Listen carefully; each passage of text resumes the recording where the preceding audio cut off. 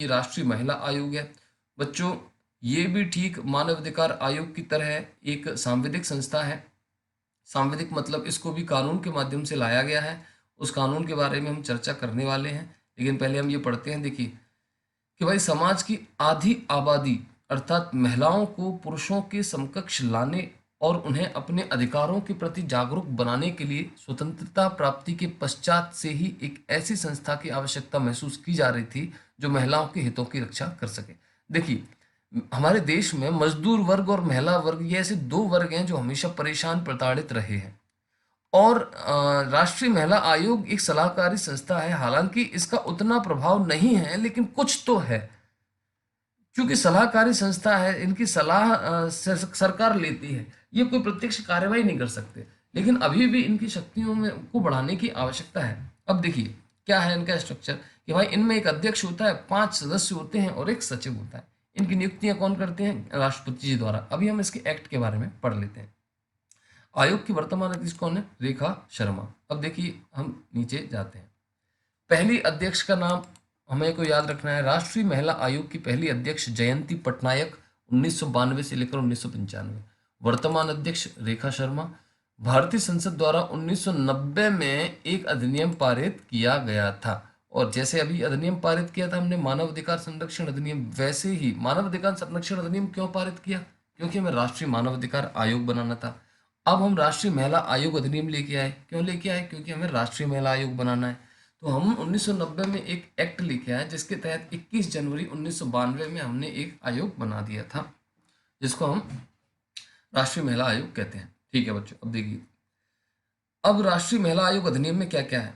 इसमें अलग अलग सेक्शन दिए हैं। कुल मिलाकर कितने धाराएं दी हैं? 17। इन 17 धाराओं को आप कैसे पढ़ेंगे मैं आपको बता देता हूँ। धारा नंबर 1 में बताया है इसका नाम विस्तार प्रारंभ, मतलब अधिनियम का नाम क्या है। जैसे लिखा है राष्ट्रीय महिला आयोग अधिनियम, इसका विस्तार संपूर्ण भारत। प्रारंभ कब से होगा? जब ऑफिशियल गैजेट में प्रकाशित होता है तब से प्रारंभ माना जाएगा। चैप्टर नंबर 2 आयोग सदस्य विहित। सेक्शन नंबर 2 में डेफिनेशंस दिया है। सेक्शन नंबर 3 में गठन बताया है कि भाई गठन, नियुक्ति, त्यागपत्र, कितने समय सदस्य रहेगा, मतलब गठन गठन मतलब कौन कौन होगा, वो किसको त्यागपत्र दे सकते हैं, उनका कार्यकाल क्या होगा, उन अगर अध्यक्ष नहीं होता है तो उसकी जगह पर कौन होगा। तो ये बातें सेक्शन नंबर 3 में बताई गई हैं। अध्यक्ष कौन होगा? जो केंद्र सरकार चुनती है, महिलाओं के हित के लिए समर्पित। सदस्य एक सदस्य एससी, एक सदस्य एससी से, एक सदस्य एसटी से, एक सदस्य सचिव होगा जो एक आईएएस होगा। ठीक है, एक सदस्य सचिव होगा जो आईएएस होगा। इनकी पदावधि और सेवा शर्तें सेक्शन नंबर 4 में बताई गई हैं। अधिकारी और अन्य कर्मचारियों के बारे में सेक्शन नंबर 5 में बताया गया है। इनके वेतन के बारे में सेक्शन नंबर 6 में। इस तरीके से कुल मिलाकर 3, 4, 5 चैप्टर में ये सब कुछ आपको बताया गया है। मुख्य तौर पर आपको बात क्या याद रखनी है कि भाई कोई भी ऐसा आयोग, ये आपको याद रखना है मुख्य तौर पे, कोई भी ऐसा आयोग जो कानून के माध्यम से लाया गया है वो सरकारी अनुदानों पर चलता है। जी देखिए, सरकारी अनुदानों पर चलता है। यानी कि अगर वो राष्ट्रीय स्तर का कोई आयोग है तो केंद्र सरकार अनुदान देती है, मतलब ग्रांट्स देती है। केंद्र सरकार पैसे देती है। पैसे किसके होते हैं? लोगों के होते हैं। और जहां जहां ऐसे पैसे होते हैं वहां उनकी लेखा और संपरीक्षा कैग द्वारा की जाती है, कंट्रोलर एंड ऑडिटर जनरल। लेखा और संपरीक्षा मतलब फाइनेंस, अकाउंट एंड ऑडिट। हमेशा एक याद रखना आप, जितनी भी सांविधिक संस्थाएं हैं यानी कि कानूनी संस्थाएं हैं, उनके अकाउंट्स और ऑडिट का काम कौन देखेगा? कैग। इसके लिए अलग सेक्शन उल्लेखित होते हैं। तो बेटा ये राष्ट्रीय महिला आयोग, ये आपको याद रखना है। इनके लिए कोई विशेष इनके लिए कार्यकाल निर्धारित नहीं किया गया है ना। नियुक्ति केंद्र सरकार करती है, त्यागपत्र ये केंद्र सरकार को दे सकते हैं। ये इसको कहेंगे कि एक सलाहकारी संस्था है। मानव अधिकार आयोग थोड़ा इससे और कहेंगे एक ऊपर की संस्था है। इसी तरीके से मध्य प्रदेश राज्य महिला आयोग है। आपको याद रखना है इसकी स्थापना हुई 23 मार्च 1998, और ये इस आयोग की स्थापना हुई मध्य प्रदेश महिला आयोग राज्य अधिनियम 1995। चूंकि राष्ट्रीय महिला आयोग अधिनियम में इस राज्य आयोग का जिक्र नहीं था, इसलिए सभी राज्यों को अपने यहाँ अलग अलग राज्य महिला आयोग की आवश्यकता थी। तो मध्य प्रदेश में जो महिला आयोग की स्थापना की गई वो 23 मार्च 1998 को की गई, ये आपको याद रखना है। और इस महिला आयोग की स्थापना किसके तहत की गई? कि भाई महिला आयोग राज्य अधिनियम 1995, ये लिखिए नीचे। 1995 की धारा 3 के तहत आयोग का गठन किया गया। अध्यक्ष के अलावा इन्होंने कहा है कि 6 सदस्यों की नियुक्ति का प्रावधान है। अध्यक्ष के पद पर सामाजिक क्षेत्र में काम करने वाली विख्यात महिला सामाजिक कार्यकर्ता या महिलाओं के हित में काम करने के लिए प्रतिबद्ध महिला को अध्यक्ष बनाया जाता है। यह आयोग 7 सदस्यीय है।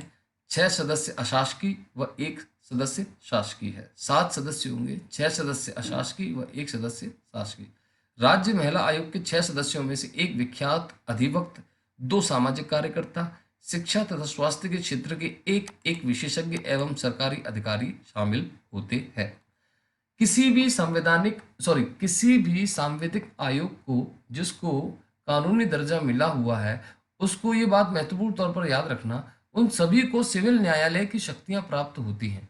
सिविल न्यायालय जैसे मानव अधिकार आयोग को भी सिविल न्यायालय, इसको दीवानी न्यायालय कहते हैं, और ये सिविल न्यायालय की शक्तियां सिविल प्रक्रिया संहिता 1908 के तहत दी जाती है। सिविल प्रक्रिया 1908 के तहत राष्ट्रीय महिला आयोग या राज्य महिला आयोग को सिविल न्यायालय की शक्तियां प्राप्त होती हैं। मतलब ये है कि ये समन जारी कर सकते हैं, ये गवाहों को बुला सकते हैं, ये सबूतों को मंगा सकते हैं, ये कोई कागजात मांग सकते हैं गवर्नमेंट को।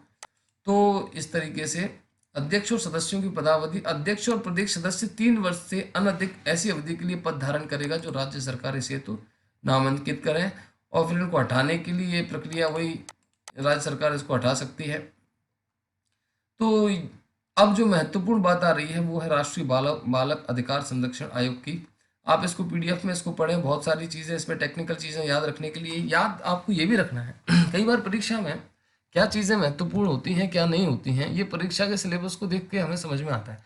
अगर यूनिट 10 है, इसमें कुल मिला के लगभग 15 संस्थाएं हैं और आपको प्रश्न कम से कम 10 पूछे जाने हैं, यानी कि एक संस्था से एक प्रश्न आना है आपका, तो 15 में से 10 संस्थाओं से प्रश्न आ सकते हैं। हो सकता है किसी एक से 2 प्रश्न आ जाएं।